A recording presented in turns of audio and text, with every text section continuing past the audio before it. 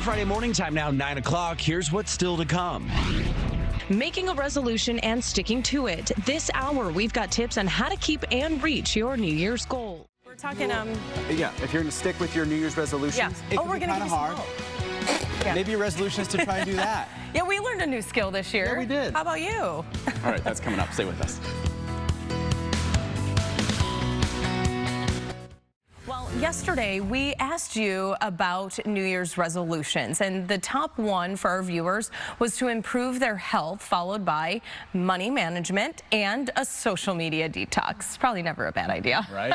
So how do you make those resolutions last? Joining us in studio this morning is Dr. Brook Choulet, also known as the Performance Psychiatrist. Good morning. Good morning. Happy New Year. Happy New Year. Happy We were New like, Year. Brooke, follow that. I know. Harlem Globetrotters. Where's my basketball? Well, let's get right into it, because I think when people make these resolutions, sometimes they set goals that are maybe a little too lofty to achieve, and then they kind of get down on themselves when they don't achieve those goals. Yeah, and a lot of times it lasts days, right? People come into the new year, they're all excited, and then after a few days, they maybe missed a day of their routine and they just call it quits. So yes, I think it's great we're talking about how to actually make things last through the year, and it really starts with building systems instead of just these resolutions or general goals that are so vague. Sure. And yeah, right. And we hear, I think, oftentimes about like being motivated, but you need much more than that. So when talking about putting those systems in place, one of your tips was incorporate it into something you already do in your daily life. Like, what's a good example of that? So habit stacking, I know we just saw on the poll, a lot of people are focused on health. So let's take hydration. We're in Arizona, it's hot, we're dehydrated. So for someone that really wants to, let's say, drink more water, pairing it to something you already do every day. So let's say you get up and you have your cup of coffee.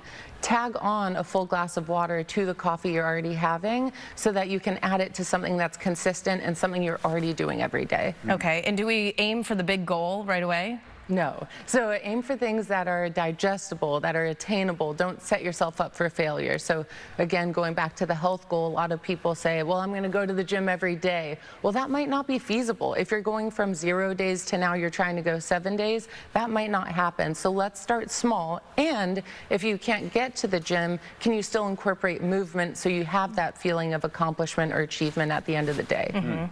Brooke, the other one that I thought was really interesting that I wanted to ask you about was, you say design your environment to support success. What exactly does that mean? Yeah, so let's use the gym for an example. So a lot of times people, actually a barrier that keeps them from going to the gym is not feeling comfortable in the clothes that they're wearing to go. So the night before, set out your clothes, put your sneakers right in front of the bed, all those things where you design your environment to have as little resistance as possible to actually attaining those goals. Maybe you already sign up for that class that has the 24-hour cancellation fee. Get yourself a little bit more motivated and setting your environment to do those things. I love that. Okay, yeah, or maybe buy an outfit or two, right? Yes, buy yes. a new outfit or two that you feel comfortable in. And then expect those setbacks. That's one of the points too. Yeah, absolutely, because we can go into a new year and get really excited and then get down on ourselves, right? Where maybe we didn't Well, then yeah, we should just give up at that point, then, right? Yeah, wait till 2027, it'll get better then. But yeah, really just expecting those setbacks and that's normal. And instead of seeing it as a setback, think of it as feedback.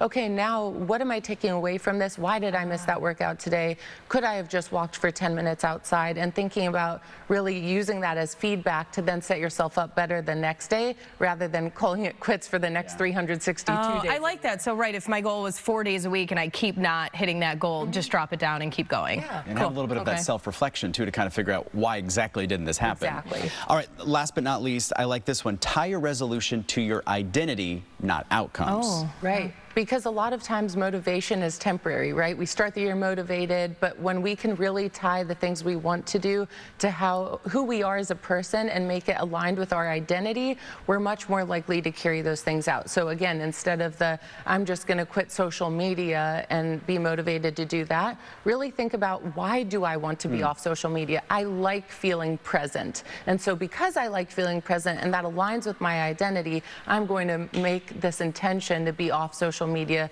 for X amount of minutes a day. You know, so when we can tie those things to our identity rather than just being motivated to hit a short-term goal, we're much more likely to carry out those outcomes. Okay, perfect. We have to wrap it up, but how do folks find you, Dr. Choulet? Through my website, brookchouletmd.com. It has my direct work cell and my email, and I look forward to hearing from people. Okay, perfect. Yeah, Great a lot to of good see you. advice. Thank you. Happy New Year. Yeah. All right, well, 9:27, we'll be right back. Stay with us.